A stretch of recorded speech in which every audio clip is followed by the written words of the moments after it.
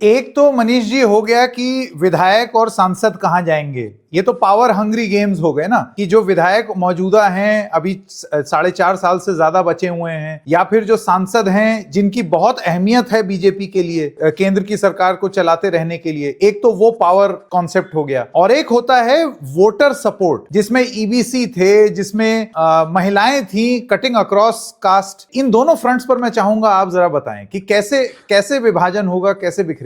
देखिए, जो नीतीश कुमार का जो सबसे बड़ा कोर वोटर है वो है नॉन यादव बैकवर्ड और एक्सट्रीम बैकवर्ड कास्ट। ये एक बड़ा वोटर का बुके है। उसके साथ ही साथ जो गैर पासवान जो दलित हैं उनका भी, जिनको महादलित कहा जाता रहा है, वो भी, उनका समर्थन भी उनको काफी बड़ा मिला है। और उनके उत्थान के लिए नीतीश कुमार ने अपने 20 सालों के दौरान जमकर काम किया था।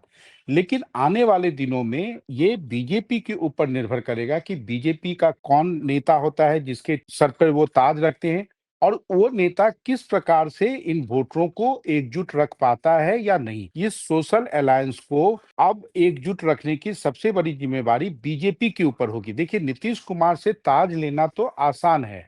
वो तो एक तरह से आप कह सकते हैं कि थोड़ा मेसी रहा, लेकिन वो ऑपरेशन तो हो गया।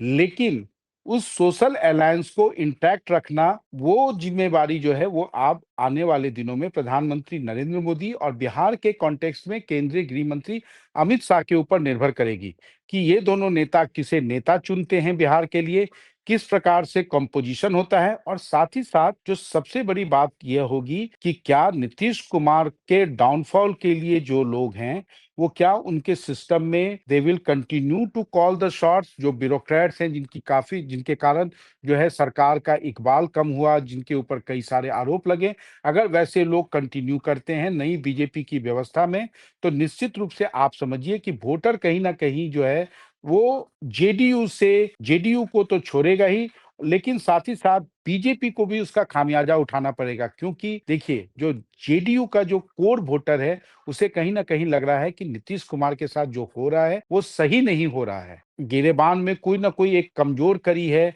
वो कॉम्प्रोमाइज हैं या करप्शन के चार्जेस झेल रहे हैं, जिसके कारण बीजेपी के सामने नतमस्तक होना उनकी एक, आप कह सकते हैं, राजनीतिक मजबूरी है।